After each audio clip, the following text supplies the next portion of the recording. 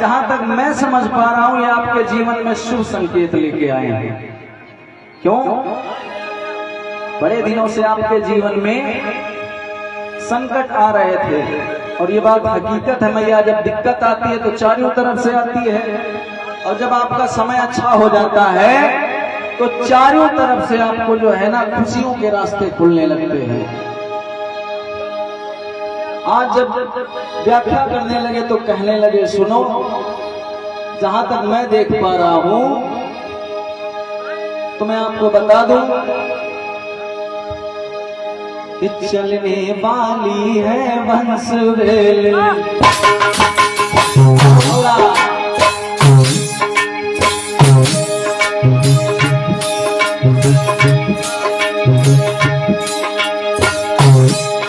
चलने वाली है बंसुरेल,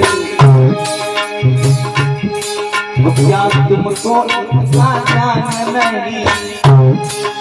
लल्लू महाराज, तुम्हारे घर में अब सुख के जो दिन है वो आने वाले हैं, तुमको इसका आभास नहीं है क्या?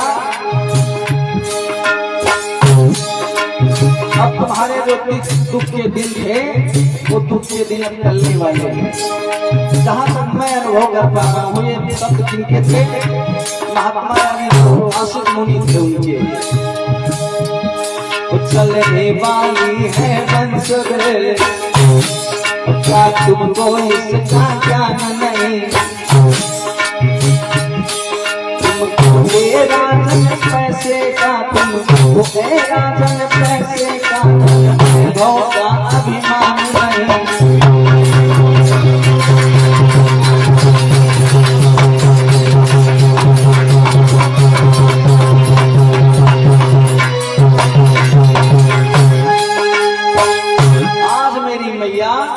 जब राजन से बात कहने लगे तो आज राजा के जो मस्तिष्क में ना जो विचार थे वो बड़े प्रबल हो गए। कहने लगे, महाराज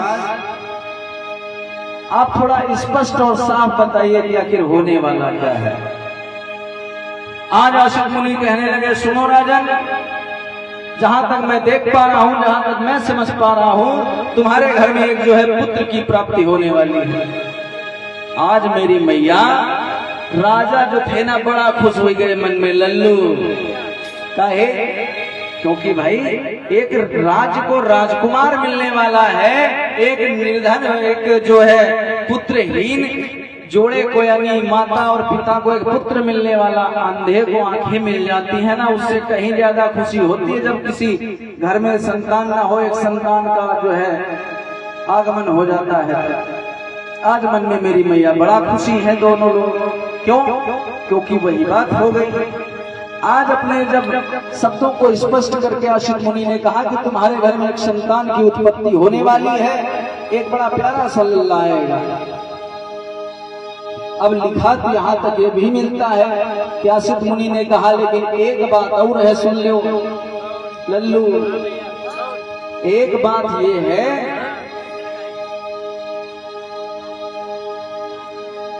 कि सुन ले भूपत्नी का मानो हमारी बात।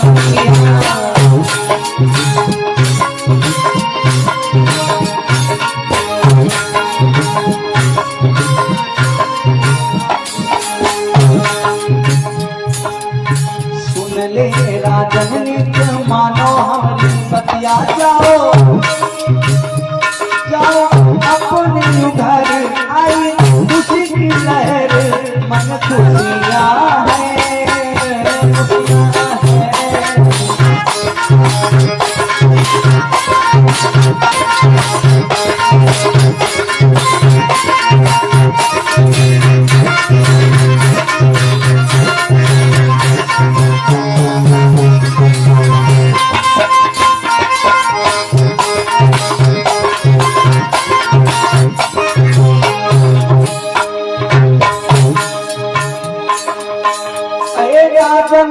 तेरे घर में आएगा जरूर।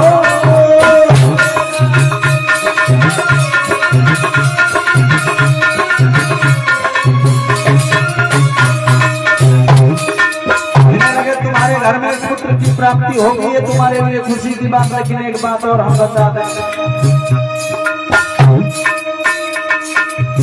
संत बनेगा ऐसे लक्षण, संत बनेगा ऐसे लक्षण हमको दिखते दूर हो।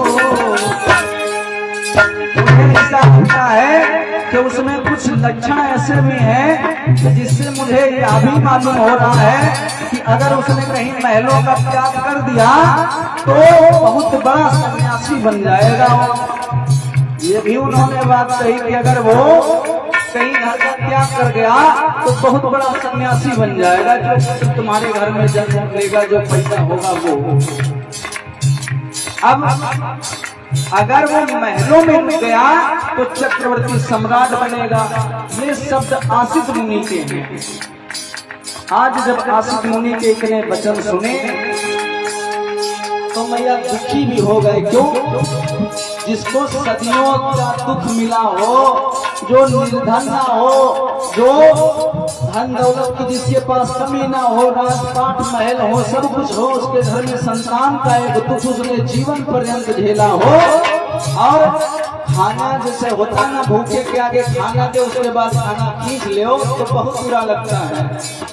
आज मेरी मैया जो सुधोधन थे उनको यही लगा कि इससे अच्छा तो हमारे फिर पुत्र ही ना होगा। ठीक है, जब वो राजा ही पाठ छोड़ देगा तो भगवान हमको कुछ समय तक है कोई सुख दे। और पुत्र का मोह है, संसार का सारा जितना मोह है ना, उन सबसे बड़ा मोह होता है। आज जब बड़ा चेहरा दुखी हो गया, चेहरा लटक गया, तो आज आसित मुनि समझा के कहने लगे, सुनो अरे सुन ले राजन क्या मानो हमारी बातिया,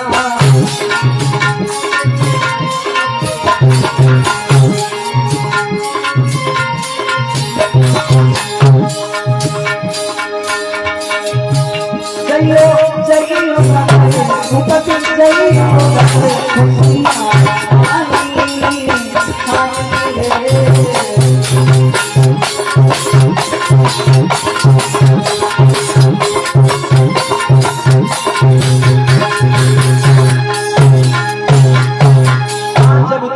सुनी तो राजा थोड़ा खुश भी है कि पुत्र होगा, लेकिन उससे ज्यादा कहीं दुख हो गया कि हमारा पुत्र आखिर इतना बड़ा राजपाट अगर वो छोड़ के चला गया तब तो इसको फिर कोई नहीं संभालने वाला बचेगा। तो आज मन में मेरी मैया बड़ा दुखी है। और एक बात हकीकत है, जब दुख इंसान के ऊपर आता है तो फिर उस दुख में ये जो पुत्र वाला दुख होता है ना, जैसे किसी का जवान पुत्र मर जाता है ना, तो मैया अब माता पिता जीते तो है, उम्र तो नहीं जाते हैं, लेकिन वो दुख सहन करना नहीं उनके बस की बात होती है। मैंने दुख झेला है, मैं इसलिए आपको बता रहा हूँ कि पुत्र का दुख बड़ा गहरा दुख होता है।